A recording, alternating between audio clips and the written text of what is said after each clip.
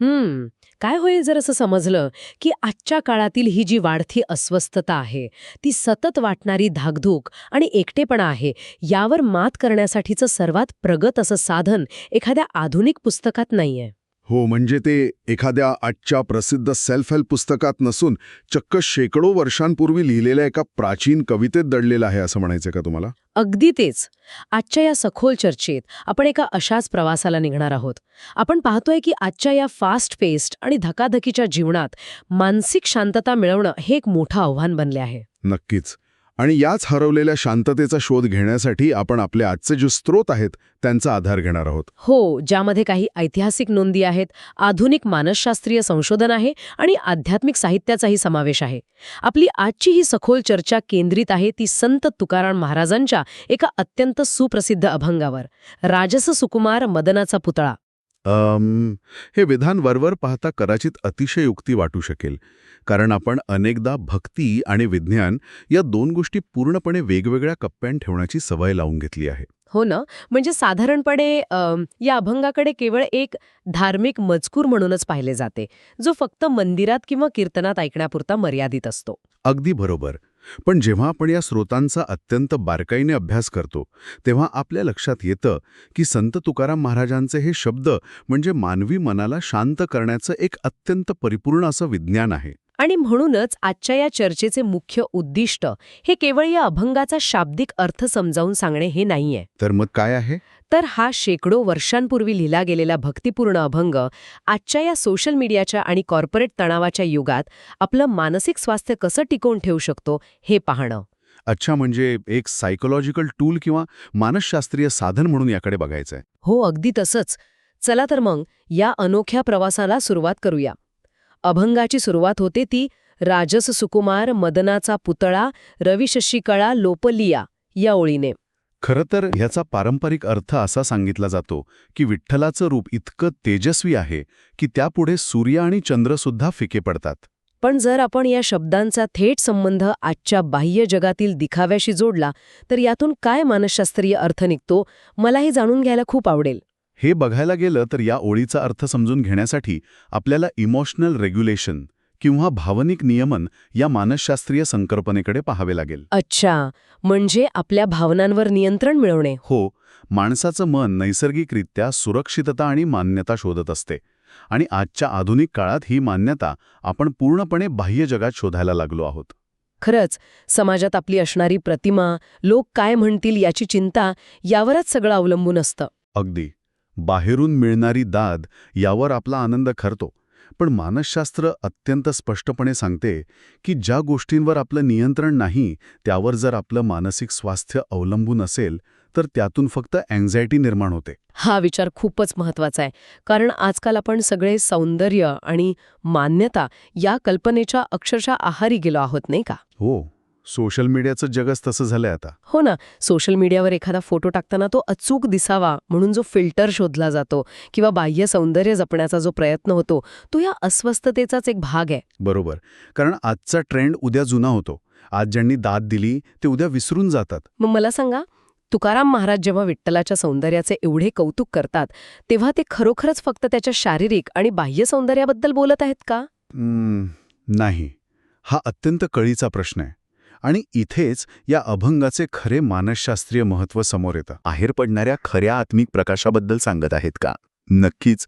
तुकाराम महाराज कोणत्याही बाह्य सौंदर्याबद्दल बोलत नाहीयेत.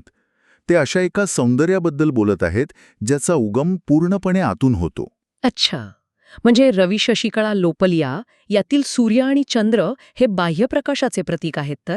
हो, ते बाह्य जगाचे आणि मान्यतेचे प्रतीक आहेत. ते उगवतात आणि मावळतात. पण जेव्हा माणूस स्वतःच्या आतल्या ईश्वरीय ऊर्जेशी, त्या विठ्ठलाशी जोडला जातो, तेव्हा काय होतं? तेव्हा आतूनच एक असा प्रकाश, अशी एक शांतता निर्माण होते की बाह्य जगाकडून मिळणाऱ्या कोणत्याही मान्यतेची गरजच भासत नाही. अरे वा, म्हणजे आपण कॉग्निटिव्ह रिफ्रेमिंग करून आपला आनंदाचा स्रोत बाहेरून काढून स्वतःच्या आत प्रस्थापित करतोय तर? अगदी तसंच. जेव्हा आतूनच पूर्णत्वाची भावना येते तेव्हा बाह्य जगाच्या प्रशंसेची भूक उरत नाही. आतले ते मानसिक स्थैर्य, ती इमोशनल स्टेबिलिटी इतकी प्रबळ असते की त्यापुढे बाह्य जगाचे सूर्यचंद्र फिके पडतात. हे खूप छान सांगितलं तुम्ही. हो, हे एक प्रकारचे मानसिक स्वातंत्र्य आहे, जिथे बाह्य परिस्थिती काहीही असो, आतील आनंद अबाधित राहतो. बाह्य मान्यतेच्या पलीकडे जाऊन आतला प्रकाश शोधणं हा विचार खरोखरच मनाला शांतता देतो.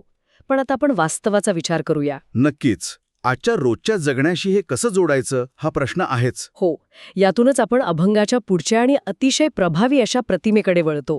महाराज म्हणतात, कस्तुरी मळवट चंदनाची उटी.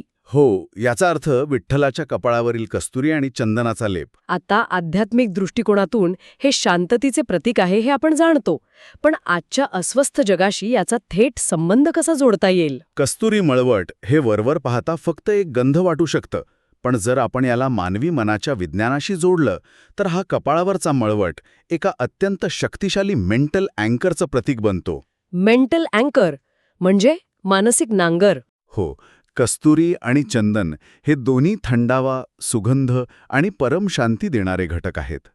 ही प्रतिमा माणसाला मानसिक समतोलाची जाणीव करून देते. इथे मला आजच्या एका अत्यंत ज्वलंत समस्येचे उदाहरण द्यावेसे वाटते. म्हणजे आजकाल विद्यार्थ्यांचा वाढता तणाव असो किंवा ऑफिसमधील कामाचा दबाव असो. हो, परिस्थिती खूपच गुंतागुंतीची झाली आहे आजकाल. अगदी. जेव्हा एखाद्या कर्मचाऱ्याच्या डोक्यावर डेडलाईन्स असतात तेव्हा त्याच्या मेंदूत एकाच वेळी 50 टॅब्स उघडे असल्यासारखी अवस्था असते. बरोबर. हे प्रेझेंटेशन पूर्ण करायचे आहे, तो ईमेल पाठवायचा आहे, घरचा EMI भरायचा आहे. हो ना, हा कॉग्निटिव्ह लोड किंवा अतिविचारांचा जो गोंधळ आहे तो माणसाला आतून पोखरून काढत असतो. नक्कीच. आणि अशा वेळी काय करायला हवं हा मोठा प्रश्न असतो. तोच माझा प्रश्न आहे.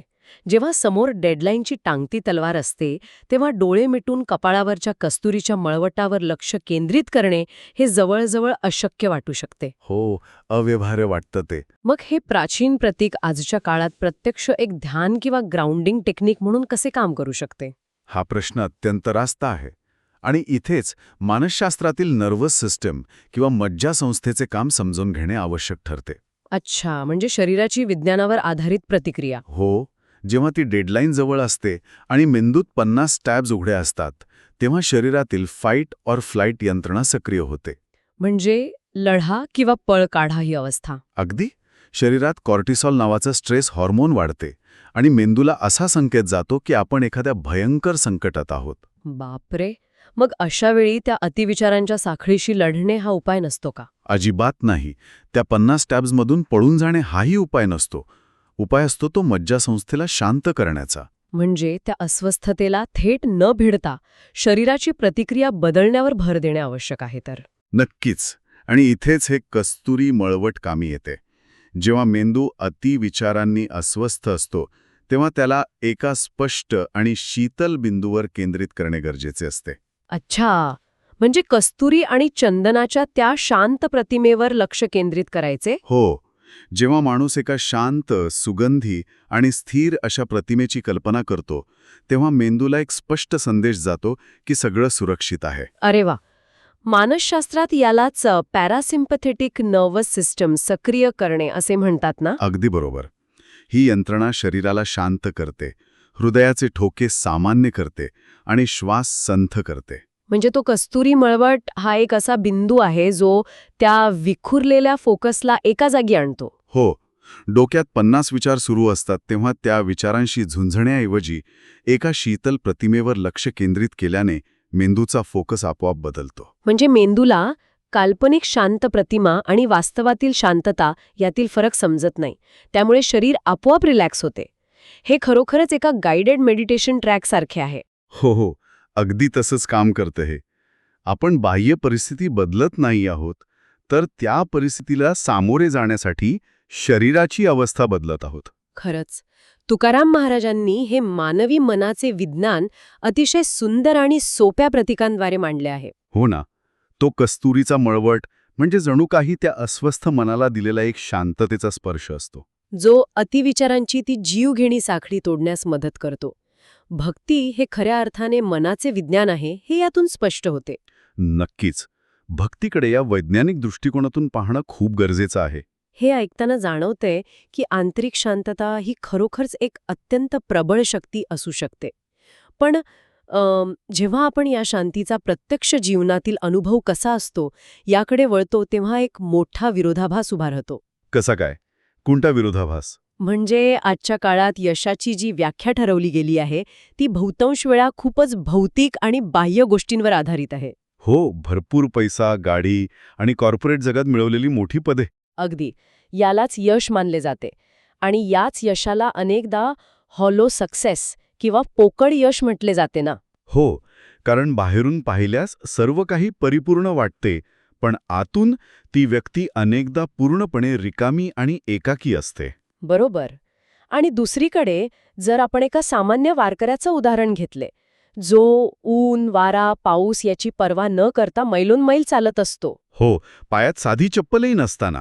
तरीही त्याच्या चेहऱ्यावर जो एक निखळ आणि खरा आनंद दिसतो व अनेकदा त्या मोठ्या गाड्यांमध्ये बसलेल्या माणसांच्या चेहऱ्यावर दिसत नाही. खरंय, आणि यामागे मानसशास्त्र समजून घेणं खूप गरजेचं आहे. पण इथेच एक मोठी शंका निर्माण होते, जी हे ऐकणाऱ्या अनेकांच्या मनातही येऊ शकते. कोणती शंका? म्हणजे बघा, एकीकडे तो कॉर्पोरेट कर्मचारी आहे, ज्याच्याकडे सर्व भौतिक सुखसोयी आहेत, पण तो सतत नैराश्यात आहे, अँक्झायटीच्या गोळ्या खातोय. हो, आणि गर्दीत असूनही प्रचंड एकटेपणात जगतोय. आणि दुसरीकडे तो वारकरी आहे, ज्याच्याकडे भौतिक गोष्टींची कमतरता आहे, पण तो प्रचंड आनंदी आहे. मग या अभंगाचा अर्थ असा घ्यायचा का की सर्वांनी आपले काम आणि भौतिक प्रगती सोडून द्यावी? नाही, अजिबात नाही. म्हणजे लॅपटॉप बंद करावेत आणि नुसतं टाळ घेऊन बसावं? आंतरिक आनंद मिळवण्यासाठी भौतिक त्याग करणे हाच एक मार्ग आहे का? हा अत्यंत साहजिक आणि कळीचा प्रश्न आहे, आणि अनेकदा संत परंपरेचा अर्थ समजून घेण्यात इथे सर्वात मोठी गल्लत होते. अच्छा, मग खरा अर्थ काय आहे? तुकाराम महाराज हे स्वतः संसारित होते. ते एक यशस्वी व्यापारी होते. त्यांनी स्वतः आयुष्यात अत्यंत भीषण दुष्काळाचा आणि गरिबीचा सामना केला होता. हो, त्यांच्या जीवनात खूप संघर्ष होता. हो, त्यामुळे त्यांचे हे तत्वज्ञान कोणत्याही बंद खोलीत तयार झालेले नाही. ते वास्तवाच्या भट्टीतून ताहून सुलाखून निघालेले आहे. म्हणजे इथे कुठेही आपले काम सोडण्याचा किंवा भौतिक प्रगती थांबवण्याचा विचार मांडलेला नाहीये तर? अजिबात नाही. इथे विषय परिस्थिती किंवा बँक बॅलन्स बदलण्याचा नाहीये, तर आपली आंतरिक स्थिती बदलण्याचा आहे. आंतरिक स्थिती बदलणे म्हणजे नेमके काय करायचे? हे समजून घेण्यासाठी आपल्याला मानसशास्त्रातील डिफॉल्ट मोड नेटवर्क म्हणजे DMN ही संकल्पना समजून घ्यावी लागेल. अच्छा, हे DMN कसं काम करतं? जेव्हा माणसाचं मन सतत स्वतःच्याच विचारांमध्ये, अहंकारात, भूतकाळातील पश्चाताप आणि भविष्याच्या चिंतेत अडकलेले असते, तेव्हा हे नेटवर्क अतिसक्रिय असते. म्हणजे तो नैराश्यात असलेला कॉर्पोरेट कर्मचारी दुःखी आहे कारण त्याने स्वतःला एका अत्यंत छोट्या चौकटीत अडकवून घेतले आहे? अगदी बरोबर. माझे टार्गेट्स, माझा पगार, माझे यश, माझे दुःख याभोवतीच तो फिरत असतो. तो स्वतःला निसर्गापासून आणि या अथांग जगापासून पूर्णपणे वेगळा मानतो. म्हणजे तो स्वतःच्याच एका बंदिस्त कोशात जगतोय. हो, आणि ज्यामुळे तो एकटेपणा अधिकच गडद होतो. पण विठ्ठल हे कसं प्रतीक आहे, जे निसर्गासारखे अत्यंत अथांग, विशाल आणि तरीही अतिशय शांत आहे. ज्याला आपण वास्ट अँड सायलेंट असं म्हणू शकतो. अगदी. जेव्हा एखादा वारकरी विठ्ठलाशी जोडला जातो, तेव्हा तो स्वतःच्या छोट्याशा अहंकाराला त्या विशाल अस्तित्वाचा एक भाग बनवून टाकतो. म्हणजे त्याची स्वतःची अशी वेगळी आणि संकुचित ओळख उरत नाही. हो, त्याची ओळख त्या मोठ्या अस्तित्वात विलीन होते. अरे वाह! आणि जेव्हा माणसाची ओळख इतकी विशाल होते, तेव्हा रोजच्या जीवनातले छोटे मोठे ताणतणाव त्याला आतून उद्ध्वस्त करू शकत नाहीत. नक्कीच. बॉसचे ओरडणे किंवा एखादं टार्गेट पूर्ण न होणे या गोष्टी खूप क्षुल्लक वाटायला लागतात. आणि हेच तत्त्व आपल्याला आधुनिक जीवनात लागू करायचे आहे. काम सोडायची अजिबात गरज नाहीये. हो, पण ते काम करताना जर आपण आतून त्या विशाल आणि शांत ऊर्जेशी जोडलेले असू, तर आधुनिक जीवनातला तो एकटेपणा निघून जातो. म्हणजे ऑफिसमध्ये बसूनही, टार्गेटच्या तणावात असूनही आपण खऱ्या आनंदाने जगू शकतो. अगदी बरोबर. यशाला आणि महत्वाकांक्षेला जर या आंतरिक शांतीची जोड मिळाली, तर ते यश पोकळ राहत नाही. आतून शांत राहायचे आणि बाहेरून आपले पूर्ण क्षमतेने कर्म करत राहायचे. हा तो खरा समतोल आहे. हो, आणि हाच समतोल साधणं आजच्या काळात सर्वात जास्त महत्वाचं आहे. हे खरोखरच डोळे उघडणारे आहे. म्हणजे आपल्याला हे जग सोडून पळून जायचे नाहीये, तर या जगात राहण्याची आपली पद्धत बदलायची आहे. अगदी बरोबर. आजच्या या सखोल चर्चेतून आपण खरोखरच एका अत्यंत महत्त्वाच्या आणि जीवन बदलणाऱ्या निष्कर्षापर्यंत पोहोचलो आहोत. हो, आपण हे सविस्तरपणे पाहिले की राजस सुकुमार हे केवळ एका सुंदर रूपाचे वर्णन नाहीये. तर ते बाह्य मान्यतेकडून म्हणजेच एक्सटर्नल व्हॅलिडेशनकडून आतल्या खऱ्या आणि कधीही न विझणाऱ्या आत्मिक प्रकाशाकडे वळण्याचं एक अत्यंत प्रगत मानसशास्त्रीय साधन आहे. आणि त्याही पुढे जाऊन आपण हे समजून घेतले की कस्तुरी मळवट हे केवळ एक सुगंधी प्रतीक नाहीये. हो, ते फाईट ऑर फ्लाईट अवस्थेतून मज्जासंस्थेला शांत करण्यासाठी वापरले जाणारे एक अत्यंत प्रभावी ग्राउंडिंग टेक्निक आहे. बरोबर.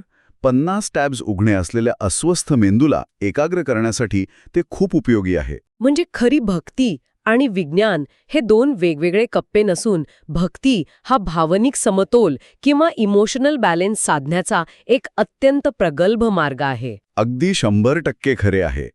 आतली शांती असल्याशिवाय केवळ बाह्य जगात मिळवलेले कोणतेही यश हे कायम अपूर्णच राहते. हो हो. आजची ही सखोल चर्चा आता संपत असताना संपूर्ण स्रोतांचा आणि विश्लेषणाचा सारांश म्हणून एक अत्यंत महत्त्वाचा विचार समोर येतो. नक्कीच. आणि तो विचार प्रत्येकाने स्वतः पुरतं पडताळून पाहायला हवा. हो, जो नक्कीच विचार करायला लावणारा आहे.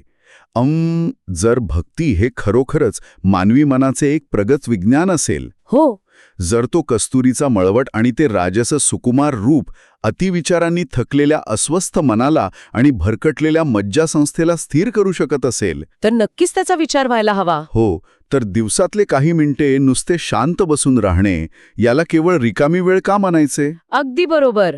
ती काही मिनिटांची शांतता, तो स्वतःला दिलेला थोडासा वेळ, जर तो विठ्ठलाच्या त्या विशाल, अथांग आणि अतिशय शांत ऊर्जेशी साधलेला एक संवाद मानला, जो या तणावाने भरलेल्या मेंदूची नव्याने जुळवणी करू शकतो, तर हे धकाधकीचे आयुष्य आतून किती बदलेल यावर सर्वांनी नक्की विचार करा. हो, हा विचार खूप मोलाचा आहे.